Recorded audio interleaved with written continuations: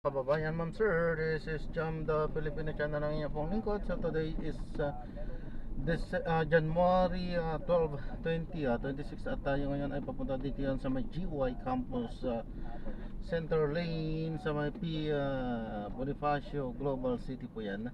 At dadalhin po natin sa may Bonifacio Technology Center sa may Western Bicutan, Taguig po yan. Okay, so magbabalik po tayo mamaya konti pag nakuha na po natin sila. Disclaimer lamang po, ang content pa natin ay kalsada at hindi ang passenger. Kaya naman, saka sakali man po na may marinig kayo mga pangalan ng lugar, pangalan ng tao, pangalan ng organizations, government o private man yan, ay wala pong kinalaman ng channel na ito at wala pong pinapatungkulan.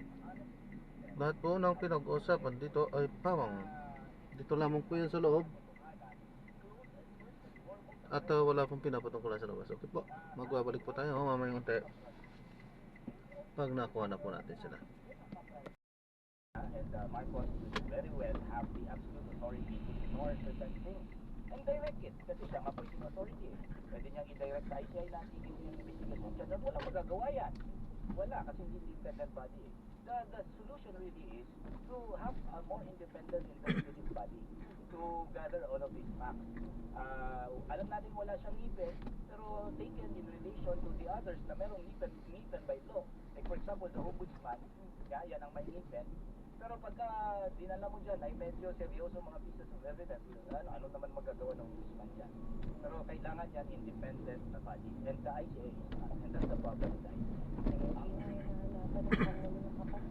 Wala pa. Oo. Sa ating same time, kahit pinupush sa Kongreso yung Independent People's Commission, in the sense, yung pagkapirma ng Pangulo, presidensya pa rin na mag-a-appoint, sa pa rin ang pipilit kung magpo-compose noong Independent People's Commission. Kaya ang question, attorney, ay meron bang, paano ma-justify ng Independent People's Commission ang pagiging independent niya kung presidente pa rin ang magtatalaga ng mga tao?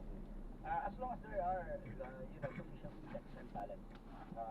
Alam natin in theory, diba? Kapag na-appoint ng presidente, di syempre tao niyang i-appoint niya. Yes. Like for example, in theory, the ombudsman should be independent. In theory, the ombudsman must act independently and become like what we call in Roman times, tribune of the people. Alam natin ang tribune. Alam ko, baka sa mga abogado dyan, alam ko na ang under our law, tribune of the people ay solicitor general. But what I'm saying is, ang nature na kanya ginagawa ay parang tribune of the people. It will act based on yung hindi na pirmahang mapaling anonymous complaint. Diba? Pwede niyang i-direct ang mga government officials na gawin nilang isang bagay na hindi na ginagawa. Now, in theory, that is how it is. Pero kapag appointed, alam naman natin ang ombudsman ay i-remove niya. Alam natin tao ng presidente yan. Diba? So, kailangan ng checks and balances, and kapag ang appointing authority itself ay hindi napabalanse doon sa fact na siya nag-appoint, then we must find another way of selecting or constituting an independent investigative body. Tayo po bilang mga normal na tao nag-observe po dito sa mga developments na ito, paano po tayo po posisyon na masisiguro natin na ang gobyerno ay patuloy na kikilos, kasi baka ang tendency natin dito na tayo kapag sobrang bugbog na tayo at napapagod na tayo sa parang balik-balik pong mga storya, parang salswero ng sitwasyon, parang nawawalan tayo ng pakialam eh. Pero dito, paano natin pananatilihin buhay ang conversation para hindi naman tayo talikuran ng gobyerno na wala nang pakialam ang tao, tigilan na natin to. There must be a recognition of the influence that direct intervention of the people has in this flood control controversy. If not because of the direct intervention of the people and the protest, ay hindi naman kikilos ang gobyerno. Up to the extent pa nga na ang gobyerno ni Bongbong Marcos ay napipilitan na mag-adapt at gawing so-called priority ang mga pro-people legislation na dati ini-ignore lang naman nung ating mga past administration. Halimbawa, regulation dynasty and all of these things, di ba? So, kung walang protesta, wala ring investigasyon na totoong investigasyon. Meron tayo cover up lang. So, we have to recognize the power that we have with the people. We are not simply parang mga passive agents. We are active agents for change.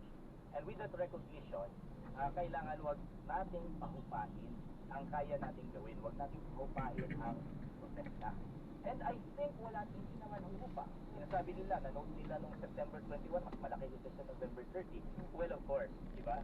Pinapaliwanag ko nga sa mga nagtatanong sa akin, there is no permanent state of agitation. But I can very well assure you that in the Philippines, we have a permanent state of discontent. And there are times wherein may ebb and flow din ang actual agitation. Pero hindi nawawala ang cause ng discontent. So, pagdating ng ebb, magkakaroon pa rin ng flow. Kasi hindi natapos yung cause kung bakit na-agitate ang lahat eh. Huwag silang pakampante na just because ang number ng September 21 at November 30 magkaiba, okay na, pwede na. Of course, they should not, di ba? Sige, subukan ninyong maging ulit, maging makapalang mukha. Gawin nyo lang, hindi yung investigasyon kung hindi magagalit ng taong bayan. Baka mas malaki pa doon sa mga numero minamaliit nila. Yes, oo. Jumping into that school of thought, sir, tatanong ako na different topics sa impeachment ng vice-presidente dahil marami naman ang nagsasabi na may pag-file pa rin. Pero marami rin ang nagtatanong, meron pa rin bang fervor to file that? Meron ba tayong sa tingin ninyo ay maaaring pag-urong pa nito? Kasi nadagdagan naman ng ng update dito. May nagsalita, si Matriaga nagsalita about this. Although kailangan pa ng into consideration kung may bigat pa yung kanyang mga binitawang statement. Let's talk about the institution ka ng Versus. Para sa akin, si Bongbong Marcos is duty bound na at all cost ay kailangan niyang mapigilan na si Sara Duterte ay manalong presidente. Yan yung kanyang konsiderasyon. Pero kami sa mass movement na ayaw sa both Marcos and Duterte, we are for the impeachment of Sara Duterte, not for political considerations, but the fact that corrupted siya. Hindi naman biro ang mga confidential funds. At hindi rin biro ang mga allegations ni Madriaga na kumukuha ng mga pera sa mga drug lord at sa mga pogo. Hindi rin biro yun. So, kailangan niya na ma-impeach. And hindi lang siya. Siyempre, kasama din si Bongbong Marcos na dapat ma-impeach. That's our position. So, for us, there is enough of a push from all sides na itong si Sara Duterte ay going to be accountable. We don't want a Duterte to be like an alternative to Marcos. Duterte are not an alternative to Marcos. If we have to define what a Marcos scenario is, ang una-una na dyan, dapat wala Duterte. If we want a post-Marcos scenario based on the question of accountability, gusto mo kung matatanggal si Marcos dahil accountability, definitely hindi si Sara Duterte alternative. Because she should also be accountable. Diba? So, merong enough forces that will push for the impeachment of Sara Duterte for good or for bad. Of course, pagdating kay Marcos, ang kanya ay political ang konsiderasyon. But many of us who want Sara Duterte to be impeached, we are not for Marcos. Diba? We are for real accountability. And we will demand the impeachment of Sara Duterte as well as Marcos as impeachment. Diba? So, tingnan na lang natin kung yan ay matutuloy. Pero definitely kung Marcos kayo, gugustuhin mong matutuloy. Kaya nga, pagdating sa 2026 national budget, hindi mawawala ang mga ibibigay sa mga kongresista. Diba? Hindi mawawala. Meron pa rin mga ang program fund. Meron pa rin mga kupad, akap, AIC.